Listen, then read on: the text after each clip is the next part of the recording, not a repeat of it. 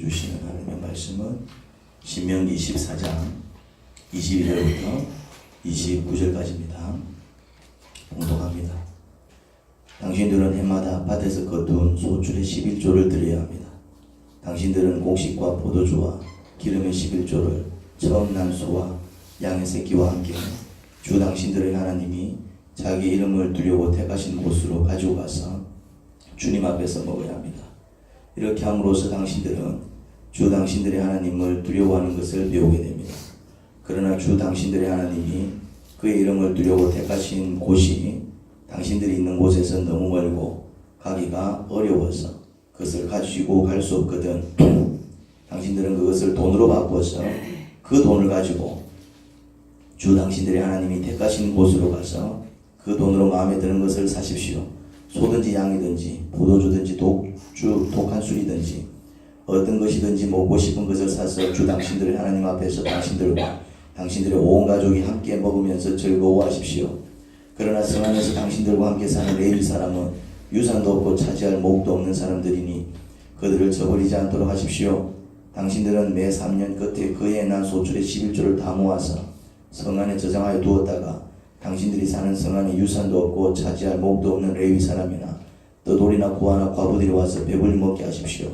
그러면 주 당신들의 하나님은 당신들이 경영하는 모든 일에 복을 내려 주실 것입니다.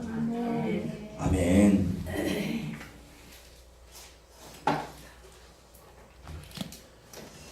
네, 지난 시간에 이어서 헌금의 원리에 대해서 제가 가르치고 있습니다. 헌금의 종류가 무엇이지요? 성경에서는 세 가지 헌금의 형태가 나옵니다. 어떤 헌금들이 있죠? 11조와 지정헌금, 세금. 그렇습니다. 성경에서 나오는 헌금의 종류는 크게 세 가지 형태로 드러납니다. 첫 번째는 11조고요. 두 번째는 지정헌금이고 세 번째는 세금입니다. 여러분 11조가 뭐라 그랬죠? 교회에 바치는 모든 헌금. 교회당에 바치는 헌금은 전부 11조입니다. 그 형태가 뭐든. 그러면은 교회당에 바치는 헌금은 어느 정도가 적당할까요? 어느 정도 바치면 될까요? 적당한 양이 있을까요? 그냥 막 무조건 갖고 옵니까? 그 양이 정해져 있어요. 성경에서 그걸 명시하고 있습니다. 수입의 10분의 1이 적당합니다. 그래서 이름이 뭐라고요? 11조. 그래서 11조라고 합니다. 물론 10분의 2, 10분의 3을 바쳐도 됩니다. 그렇게 바쳐도 돼요. 그런데 그렇게 바칠 때는 조건이 있습니다. 그 조건이 뭡니까? 본인이 원해서, 그렇죠. 자발적으로 내가 바치고 싶어서 바치는 거예요. 내가 바치고 싶어서. 그러면 전혀 문제가 되지 않습니다. 오히려 그렇게 바치게 되면 큰 복을 받게 됩니다. 하나님을 감동시키기 때문에. 물론 이런 경우도 있지요. 아직 신앙이 없거나 여린 경우에 수입의 10분의 1을 바치려고 할 때 손이 들려서 못 바치는 경우가 있습니다. 그런 경우에는 어떻게 하면 된다고요? 그런 경우에는 본인이 할 수 있는 만큼 정해서 매주 헌금을 하면 됩니다. 아직 하나님 말씀에 순종할 수 있는 믿음이 없잖아요. 그냥 손잡고 따라왔겠죠. 교회 가면 복 받는다니까 따라왔겠죠. 한번 가보자 싶어서 왔겠죠. 그런데 왔더니 말이지, 이거 수입의 10분의 1을 바쳐라. 그러면은 그 사람한테는 점점 병력과 같은 소리일 수도 있어요.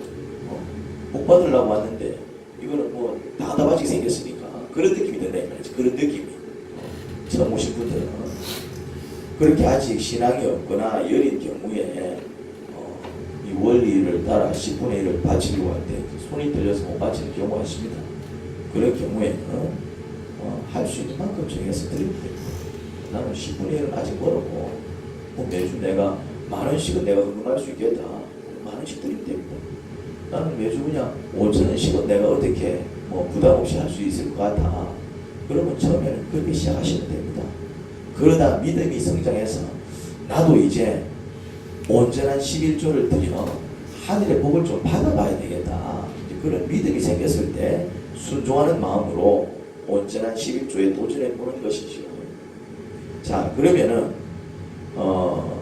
이 교회 땅에 바쳐진 11조는 어떻게 써야 할까요? 이걸 이제 어떤 용도로 이제 쓸 것인가? 어떤 용도로 쓸 것인가? 23절입니다. 23절. 같이 한번 읽어보겠습니다. 시작. 당신들은 곡식과 포도주에 기름의 11조를 처음 난 수와 양의 새끼와 함께 주 당신들의 하나님이 자기 이름을 띄우고 택하신 곳으로 가지고 가서 주님 앞에서 먹어야 합니다. 이렇게 함으로써 당신들은 주 당신들의 하나님을 두려워하는 것을 배우게 됩니다. 자, 여기서 조금 긴데 중요한 표현을 찾으셔야 됩니다. 자, 이걸 가지고 옵니다. 뭐 이걸 가지고 오든 저걸 가지고 오든 재물을 가지고 오지요. 재물을 가지고 와서 어디서? 하나님께서 당신의 이름을 두려워 택하신 곳에서 이걸 누가 먹습니까? 우리 가지고 간 사람이 적혀있는데 얘기하십시오. 누가 먹습니까? 그 가지고 간 사람이 가지고 온 사람들이 먹어요. 네, 가지고 간 사람이 11조는 누가 먹는다고요? 가지고 온 사람이 자, 이제 여기서는 11조가 이제 돈이 아닙니다. 여기서는 그때는 돈을 낸 게 아니고 뭘 냈습니까? 재물을 바쳤어요. 양이든 소든 포도주든 곡식이든 음식을 바쳤다 이 말이죠. 음식을 이 곡식이나 짐승은 재물용입니다. 재물용. 하나님께 이제 태워서 바칠 수 있는 재물이죠. 그렇지만 다 태워드린 게 아니고 일부는 태워드리고 나머지는 뭐 했다고요? 나머지는 먹었습니다. 음식이기 때문에 먹었다 이 말이죠. 고기이기 때문에 고기를 먹었고 곡식이기 때문에 곡식을 먹었어요. 그런데 누가 먹었죠? 가지고 온 자들이 먹었어요. 그래서 11조는 먼저 누구를 위해서 써야 할까요? 교회를 위해서 쓰는 것입니다. 교회를 위해서 쓰는 것입니다.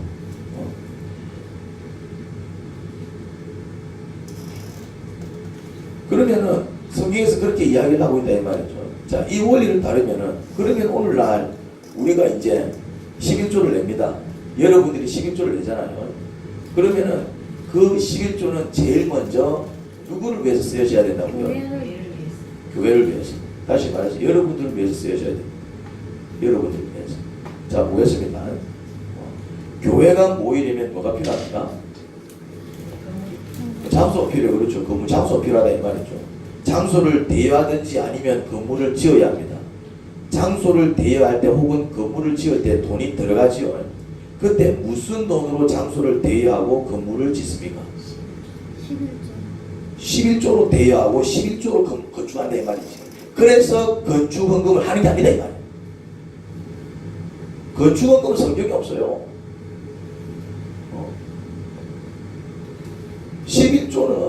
11조는 교회를 위해서 쓴다 이 말이죠. 교회를. 그러면은 우리 교회는 이제 월세가 나갑니다. 월세가. 뭐로 월세를 냅니까? 11조. 여러분들이 내는 11조로 월세를 내는 거예요. 월세를 내기 위해서 건축헌금을 따로 받는 게 아니다 이 말이지. 그러면은 사람들이 많이 모여서 이제 뭐 100명, 200명 모이면 이런 홀에서 모일 수가 없잖아요. 그렇잖아요. 그리고 분명히 좀 더 공간을 넓혀야 될 것입니다. 뭐 건물을 하나 짓든지 아니면은 뭐 하나를 뭐 구입을 하든지 아니면 좀 더 큰 홀을 얻든지 그러면은 돈이 들어갈 겁니다. 먼 돈으로 그러면은 장소를 구하든지 뭐 건물을 짓든지 해야 될까요? 여러분들이 내고 있는 그 11조를 가지고 그 11조의 형편에 따라서 거기에 맞는 건물 하나 구입을 하든지 거기에 맞는 뭐 공간 하나 대여를 한다 이 말이죠. 그러니까 건물을 구하기 위해서 건축헌금을 따로 내는 게 이게 어떻게 거예요 이게. 물론 이런 경우는 있을 수 있어요. 교회 재정이 능력치 못해가지고 한두 사람이 모여서 내는 11조는 뻔할 거 아닙니까? 한 사람이 뭐 1억씩 2억씩 내지 않는 이상 그냥 뭐 자기 낼 수 있는 만큼 낸다면은 많이 힘들 수 있을 거예요. 그래서 11조 그런 이유 때문에 교회 재정이 넉넉하지 못해서 11조 외에 건물에 필요한 헌금을 개인적으로 할 수 있어요. 그러면 교회 돈이 없어. 그러면 자꾸 막 빚어 들어가고 막 흐득여. 그러니까 목사님 이거 좀 이렇게 못해서 내세요 하고 헌금할 수 있습니다. 헌금할 수 있습니다.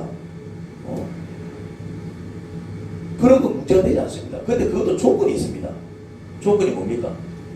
살아있어. 자원에서 하나님이 주신 그 특별한 마음을 가지고 내가 이렇게 해야 되겠다. 내가 좀 교회를 도와야 되겠다. 교회가 저렇게 힘든데 내가 이렇게 가만히 있을 수 있나? 도와야 되겠다. 그거는 가능해요. 그런데 헌금을 강요하는 설교는 성경적이지 않습니다. 작정을 시키는 헌금은 성경적이지 않습니다. 성경 그 어디에도 작정 헌금은 나오지 않습니다. 자원에서 바칩니다. 자원에서 하나님이 각 사람을 감동시키세요. 하나님이 각 사람을 감동시키셔서 그렇게 모이면은 그렇게 모인 만큼 하는 거예요. 모인 만큼. 목사나 교회가 한 목표를 정해놓고 자 이번에 10억 목표합니다. 자 한 구자씩 100만 원씩 냅니다. 이게 성경적이지 않다 이 말이지. 그게 성경적이면은 그게 은혜스러워야 돼. 정말 하나님의 방법이면 은혜스러워야 돼. 그런데 그런 방식으로 교회를 건축하고 그런 방식으로 헌금을 거두었을 때 100% 교회는 쪼개집니다.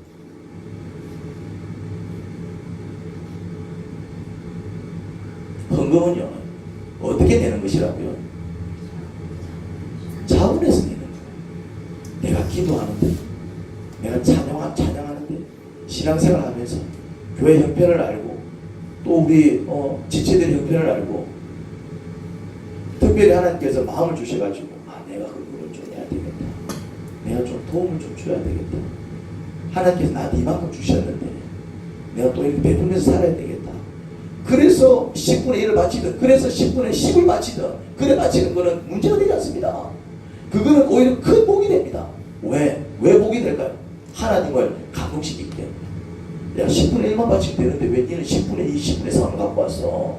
니 쓸 것도 없을 텐데 하나님 저는 그래도 먹고 삽니다. 저 사람들이 힘들잖아요. 교회가 힘들잖아요. 그러면 하나님께서 감동을 받으셔야 복을 주신다 이 말이지.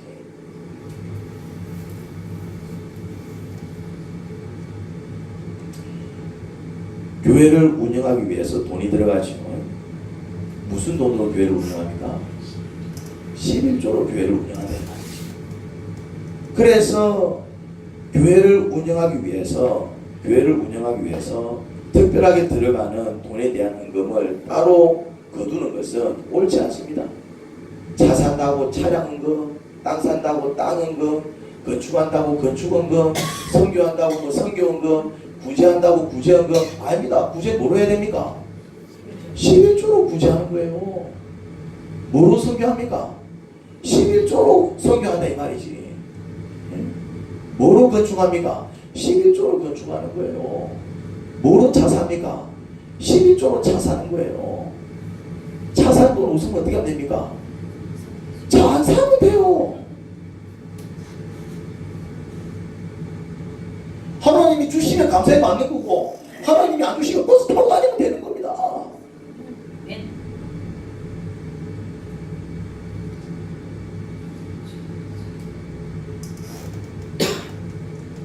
물론 전체 헌금량이 얼마 되지 않아 재정적으로 어려움을 겪을 때 특별 헌금을 따로 할 수 있습니다. 하지만 특별 헌금은 공식 헌금은 아닙니다. 하나님께서 특별한 감동과 마음을 주셔서 본인이 원해서 자발적으로 헌금하는 것, 그게 이제 특별 헌금이 되겠죠. 전혀 문제가 되지 않습니다. 그렇지만 그건 공식적인 헌금은 아니에요. 오히려 그런 경우에 자기가 자발적으로 더 했기 때문에 그에 상응하는 복을 더 받을 수는 있겠죠. 복 받기를 원한다. 많이 하십시오. 많이 하십시오. 하지만 그것도 어디까지나 어떻게 내가 원해서. 그래서 공식적으로 11조 따로, 건축헌금 따로, 차량헌금 따로, 특별헌금 따로, 자치헌금 따로 하는 게 아니다 이 말이죠. 그래서 어떤 일이 벌어집니까? 이건 내자니 가랑이 찢어지고 안 내자니 남들 다 내는데 눈치 보여서 얼마라도 해야 될 것 같고, 특별히 직분이 안수집사, 권사, 장로쯤 되면 일반 사람보다 덜 할 수 없고 한 푼이라도 더 내야 되는데 내자니 이래저래 부담스럽고 안 내자니 눈치 보이고 거기다 분위기에 휩쓸려 큰 금액을 작정이라도 하면 하나님께 소원했는데 싶어 그때부터 작정헌금은 근심거리다 이 말이죠. 내자니 금액이 커서 부담스럽고 내 자녀 내가 서운했는데 저것 때문에 내가 벌 받는 거 아니야. 그때부터 이제 이게 축복이 아니고 뭐가 됩니까? 저주가 되는 거예요. 그러다 무슨 일이 생기면 내가 작정한 헌금을 내지 않아서 하나님께서 벌 주시나 싶어 벌 주시나 보다 싶어서 똥줄이 막 타는 거예요. 이거.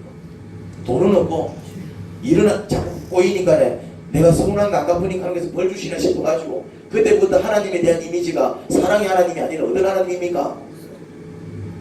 일수 자주 한번 내라 빨리. 안 될 기가. 그 일수 써본 적 있습니까? 매일 돈 목돈 빌려가지고 매일 뭐 얼마씩 내는 거 있지 않습니까? 그러면은 그 일수 돈 받으러 오는 사람이 반가울까요? 좀 이게 보기 싫을까요? 보기 싫죠 이제. 뭐하고 그래 장사 잘 돼? 돈 줘야지. 그때부터 하나님은 어떤 하나님? 일수 돈 거두는 하나님을 보인다 이 말이지. 일만 터지면은 아이고 내가 서운하는 거 안 냈다고 하나님께서 또 벌 주시나. 내 자리 돈이 금액이 크고 내가 뭐든지 정신 못 가다 나가지고 내가 뭐든지 그런 그 작정을 해가지고 은혜 받고 말씀 받고 하나님의 도움 받기 위해 시작한 신앙생활이 헌금에 짓눌려 교회 모임에 오는 것조차 부담스러워집니다. 헌금 때문에 시험 들어 교회를 떠나든지 옮기는 사람이 정말 많습니다. 기억하십시오. 11조는 누구를 위해 쓰는 것이다? 교회를 위해서. 교회를 위해 쓰는 것입니다. 여러분을 위해 쓰는 것입니다. 여러분이 내는 11조로 교회당 월세를 냅니다. 여러분이 내는 11조로 교회 물품을 구입한다고요. 여러분이 내는 11조로 교회당 물세, 수도세, 전기세 그때 필요한 금액들이 심지어 정화조세까지 나간다고요. 그리고 우리 교회가 또 몇 년 전에 차량을 한 대 구입했지요. 여러분의 11조로 차량 대금을 갚았어요. 물론 차량금을 또 개인적으로 또 몇십만 원 이렇게 하신 분들도 있습니다. 그 돈을 보태서 구입했고요. 또 나머지 대금은 매달 조금씩 여러분들이 내는 11조로 5만원, 5만원, 10만원, 10만원 그렇게 갚아서 나가면 다 이 말이에요. 11조가 바로 교회를 위해서 쓰는 돈인데 교회를 위해서 또 다른 헌금을 거두는 것이 정말 성경적이지 않습니다.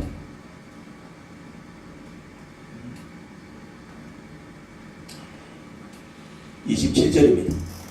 27절 같이 한번 읽어보겠습니다. 시작. 당신들과 함께 사는 레위 사람은 유산도 없고 차지할 목도 없는 사람들이니 그들을 저버리지 않도록 하십시오.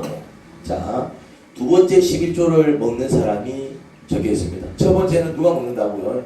가지고 온 사람들이 먹습니다.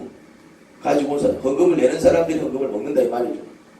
좀 먹는다라는 표현이 그렇지만 부양적인 표현입니다. 교회를 위해서 먼저 그 11조가 쓰인다 이제 이렇게 이해를 하시면 됩니다. 자, 그럼 두 번째 보니까 11조 누가 같이 먹습니까? 레위 사람들이 같이 먹어요. 그 이유가 뭡니까? 레위 사람들은 따로 땅을 유산을 받지 못했습니다. 땅을 유산받지 못했다는 말은 무슨 말입니까?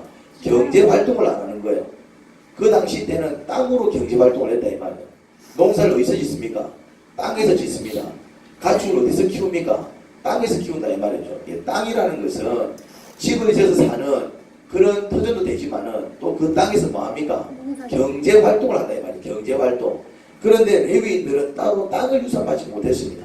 따로 땅을 유산받지 못했으니까 그 사람들은 당연히 뭘 하지 않았을까요?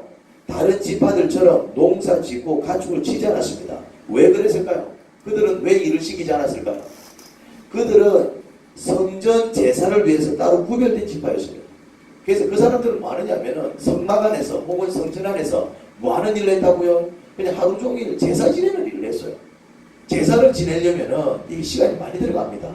오늘날처럼 헌금 예배 그냥 1시간 2시간 드리는 게 아니다 이 말이죠. 짐승을 잡기 위해서는 많은 시간이 들어가요. 그 짐승을 뭐 한 마리 두 마리만 잡았겠습니까? 아닙니다. 그리고 그 사람들은 이 제사지요. 제사를 일주일에 몇 번 드렸을 것 같아요. 유대인들이 제사를 구약시대 때 제사를 몇 번 드렸을 것 같아요. 몇 번? 횟수를 한번 얘기해 보십시오. 7번? 8번? 2번? 17번.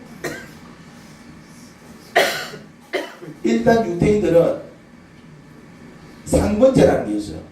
상번제는 아침 저녁으로 매일 드리는 게 상번제입니다. 그러면은 아침 저녁이면은 하루에 몇 번입니까? 2번, 일주일에 몇 번입니까? 14번. 14번입니다. 일주일에 14번이 되니까요. 그 다음에 안식일이 되면은 안식일 또 제사를 지내야 돼요. 그리고 또 뭐가 있냐면은 월상 예배라는 게 있어요. 월상 예배가 뭐냐면은 그날 1일이 되면은 월상 예배를 드립니다. 제사를 드리는 것이죠. 그럼 이렇게 한번 생각해 보십시오. 매일 드리는 상번제와 안식일과 월상이 겹치게 되면은 제사를 어떻게 지내야 될까요? 겹칠 수도 있잖아요. 겹칠 때는 다 드려야 됩니다. 상번제는 매일 드리는 것이기 때문에 아침 저녁으로 드려야 돼요. 그날이 만약에 안식일이다. 그럼 안식일 제사를 드려야 돼요. 그리고 근데 그 하필 또 그날이 월상이다 겹쳤다. 그러면 월상 제사를 또 드려야 된다니까.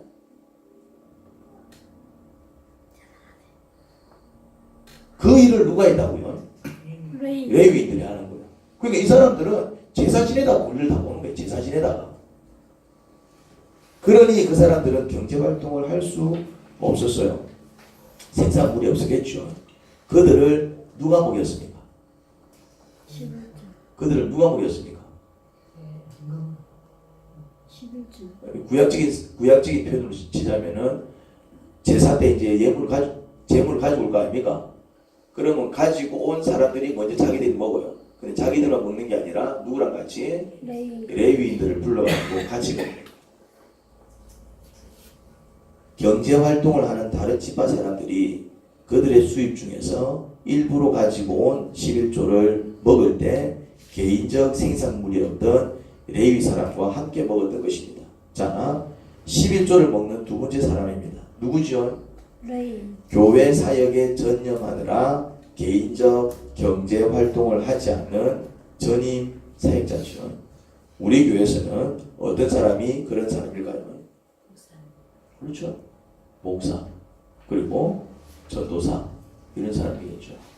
교회에 매여 있는 사람입니다. 교회에 매여 있는 사람. 하루 종일 교회 일 하느라, 일주일 온종일 교회 일 하느라 경제 활동을 하지 못하고 온전히 하나님께 드려져서 하나님의 일을 하는 사람. 그래서 교회 전임 사역자는 누구한테서 생활비를 받습니까? 교회로부터 생활비를 받는다 이 말이죠. 그런데 교회 전임 사역자는 생활비를 받는 것이지 월급을 받는 게 아닙니다. 이 개념은 또 이해를 잘해야 돼요. 뭘 받는다고요? 레위인들이 월급을 받은 게 아니에요. 월급을 따로 받은 게 아니라 뭡니까? 같이 먹었다 이 말이죠. 먹을 것을 공급받은 거예요. 그 말은 무슨 말입니까? 목사는 교회로부터 월급을 받는 사람이 아닙니다. 직장 개념이 아니에요. 직장 들어가서 일해준 만큼 월급을 받는 그런 개념이 아니에요. 그냥 교회가, 목사는 경제활동을 하지 않기 때문에 경제활동을 하는 교회가 목사를 어떻게 한다고요? 전임 사역자들을 어떻게 한다고요? 목사 전도사를 어떻게 한다고요? 먹이는 거예요. 밥을 먹이는 거예요. 밥을. 그런 개념입니다. 그래서 이 전임 사역자들, 목사나 전도사는 교회로부터 뭘 받아 쓴다고요? 생활비를 받아 쓰는 거예요. 생활을 할 수 있도록, 밥 먹고 살 수 있도록 월급을 받는 게 아닙니다. 다시 말해 교회가 하나님께 바친 11조를 목사가 마치 자기 돈처럼 생각하고 함부로 헌금을 쓰는 게 아니다 이 말이지. 아니다 이 말이지. 헌금은 목사 돈이 아닙니다. 목사 돈이 아니에요. 헌금은 목사 돈이 아닙니다. 헌금은 누구 돈입니까? 교회. 그렇죠. 엄밀히 얘기하자면 교회 돈입니다. 교회 돈. 그리고 누구한테 바쳐진 돈입니까? 하나님께 바쳐진 돈입니다. 그럼 목사는 뭡니까? 헌금과 관련해서 목사는 뭡니까? 목사는 교회로부터 생활비를 다 쓰는 사람이에요. 교회로부터. 왜? 교회 일 하느라, 하나님의 일을 하느라 경제적 활동을 하지 않기 때문에 뭐가 힘들다? 생활이 어렵잖아요. 스스로 경제적인 활동을 하지 않기 때문에. 그래서 교회가 그거를 책임을 지는 거예요. 뭘? 생활을 책임을 지는 것이죠. 만약에 목사가 마치 헌금을 자기 돈 인양 생각하면서 그렇게 함부로 쓰게 되면은 큰 재앙을 당하게 됩니다. 그 내용을 다음 시간에 살펴보도록 하겠습니다. 시간이 벌써 12시가 됩니다. 다음 시간에 두 번째 11조를 먹는 사람에 대한 이야기를 할 것입니다. 제가 혹시 기억을 못하고 어디서부터 해야 되죠? 이러면 두 번째 그렇게 말씀하시면 됩니다. 두 번째. 두 번째는 전임 사역자들이 먹는데 그 먹는다라는 개념이 월급 개념이 아닙니다. 어떤 개념이라고요? 생활 개념. 생활. 그래서 원래 헌금 관리는 목사가 하는 게 아니에요. 누가 합니까? 집사. 여러분들이 해야 돼요. 여러분들이. 교회 안에서 이제 직분자를 세워서. 근데 지금 누가 하고 있습니까? 내가 하고 있습니다. 왜 제가 하고 있는 줄 아십니까? 지금 여러분들이 하면 여러분들 머리 터져나갑니다. 왠 줄 아십니까? 지금은 헌금이 넉넉지가 않습니다. 그러면 여러분들이 만약에 재정을 담당하잖아요. 그러면 이제 헌금이 들어왔는데 목사한테 줄 사례비가 없다. 그럼 어찌 된 줄 아십니까? 여러분들 가지고 보태서 내야 돼. 나한테 줘야 됩니다. 머리가 터져나가네 말이지. 그때부터 여러분들이 재정을 붙들고 기도를 하셔야 돼요. 하나님 큰일 났습니다. 월세가 나가야 되는데 지금 세가 없이 지금 이 헌금이 넉넉지 않습니다. 여러분들이 붙들고 기도해야 된다니까요. 그걸 지금 누가 하고 있다고요? 내가 하고 있는 겁니다. 원래 내가 하면 안 돼. 근데 여러분 시켜놨다가는 교회를 떠날 것 같으니까 지금 제가 하고 있는 거예요. 언제까지? 자립이 될 때까지 이제. 굳이 이제 이 재정이 빵꾸가 나가지고 이거 어찌해야 되나? 그 역할을 제가 하고 있다고. 무슨 말인지 이해됩니까? 그러니까 이제 지금은 이제 예를 들어서 뭐 예를 들 거는 없을 것 같고요. 예를 들면 또 여러분들이 또 저 헌금해라 또 그 얘기 할 것 같아요. 내가 안 하는데 난 예는 잘 안 됩니다. 하나님께 주신 다음에 저 간증을 하지. 간증을 하지. 그래서 지금은 제가 하고 있어요. 여러분들한테 부담이 될 것 같아가지고 아직은 이게 이제 재정적으로 자립되면은 넘깁니다. 그럼 저는 여러분들한테 생활비를 다 쓰는 거예요. 이제. 뭐 100만 원, 100만 원, 200만 원, 200만 원 딱 사립에 정해진다 이 말이지. 그럼 나는 그거 다 쓰는 거고. 그리고 이제 여러분들이 이제 교회 재정을 돌리는 거예요. 교회가 하는 일입니다. 지금은 아직 그런 여건이 안 되기 때문에. 지금은 여러분들이 내는 헌금, 그리고 이제 후원금, 이런 업체가 또 겹쳐가지고 이제 뭐 여기 빵꾸 나면 이래 내고, 뭐 저래 빵꾸 나면 저래 내고, 이제 그걸 하고 있는 거예요. 그래서 이제 문제가 생길 때마다 그 부분을 가지고 제가 기도하고 있다 이 말이죠. 머리가 아프다 이 말이죠. 믿음이 좋은 사람이 재정을 맡아야 돼요. 그런 부담을 아직은 여러분들한테 줄 수 없기 때문에 제가 그냥 지고 가고 있는 것입니다. 무슨 말인지 이해됩니까? 원래는 재정은 누가 담당하는 거라고요? 여러분들이 담당해야 됩니다. 그래서 뭐까지 해야 되느냐 하면은 그것도 제가 하고 있지만은 이 세 번째가 있어요. 세 번째. 세 번째도 다음에 얘기하겠지만은 그건 또 세 번째 얘기할 때 얘기합시다. 세 번째 얘기할 때 얘기합시다. 헌금에 대해서 얘기할 게 참 많습니다. 왜 그러냐면은 한국 교회가 헌금 설교를 너무나 엉터리로 하고 있기 때문에 할 얘기가 많은 거예요. 사실은 그렇게 할 얘기가 많은 게 아닌데. 자, 오늘은 두 번째까지 이야기했습니다. 두 번째도 다 얘기하지 못했습니다. 목사가 이제 헌금을 함부로 좌지우지하게 될 때에 어떤 일을 당하는지 제가 그 이야기부터 다음 시간에 하게 될 것입니다. 어쨌거나 이 한번 했던 설교입니다. 다시 하는 이유가 뭐냐면은 여러분들이 원리를 생기셔야 됩니다. 헌금 많이 해라 뭐 이런 개념이 아닙니다. 여러분들 헌금을 하셔야 됩니다. 교회를 보십시오. 지금 여러분들 헌금을 안 해서 이렇게 어렵지 않습니까? 설교 그렇게 하면 안 된다니까요. 설교는 그렇게 하는 게 아닙니다. 설교는 그냥 성경이 적혀있는 대로 얘기하고 하나님께서 각 사람에게 감동을 주셔가지고 그 사람들이 성령을 따라서 움직여야지. 헌금을 해도 사람이 막 부추겨가지고 말이죠. 보십시오. 여러분들 복 받고 싶으면 헌금 안 해서 그래 복 못 받는 겁니다. 이게 전부 엉터리 설교라니까요.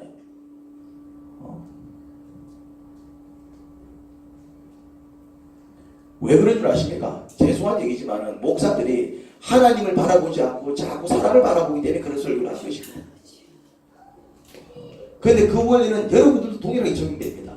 여러분들이 한 푼 두 푼 벌기 위해서 살아가서는 안 됩니다. 하나님을 바라보고 하나님이 주시는 것으로 만족할 수 있고 하나님이 주시면은 아멘 감사받고 하나님이 아니다 그러면은 포기할 수 있어야 됩니다. 목사도 그렇게 목회를 해야 되겠지만은 그리스도인들은 그렇게 살아가야 되는 것입니다. 세상 사람들은 돈을 쫓아 살아갑니다. 그래서 힘들게 살아갑니다. 돈을 한 푼에 더 벌기 위해서 달려가기 힘든 거예요. 그 다음에 많은 사람들이 돈 때문에 울어요. 여러분들은 돈 때문에 울어본 적 없습니까? 있을 겁니다. 돈 때문에 울어요. 근데 그거 압니까? 돈은 여러분들 위해서 눈물 한 방울 흘리지 않습니다. 여러분들이 돈 때문에 울지 돈은 여러분들이 울든지 말든지 흥하든지 말든지 관심도 없다니까요. 하지만 하나님은 여러분들이 흥할 때 함께 기뻐하시고 여러분들이 망할 때 같이 우시는 하나님이십니다. 그 하나님을 바라보시고 그 하나님 붙으시기 바랍니다. 아멘. 하나님 아버지 은혜를 감사합니다. 헌금에 대해서는 정말 이야기할 게 많습니다. 그래서 배우다가 제가 한 번씩 합니다. 왜냐? 헌금의 원리를 가르쳐야 하니까. 1년 전에 했던 설교지만 다시 한번 합니다. 왜냐? 우리 교인들도 우두소수교회 성도들도 헌금의 원리를 바로 알아서 바른 헌금 생활을 통해서 복을 받아야 되지 않겠습니까? 그런 마음이 있습니다.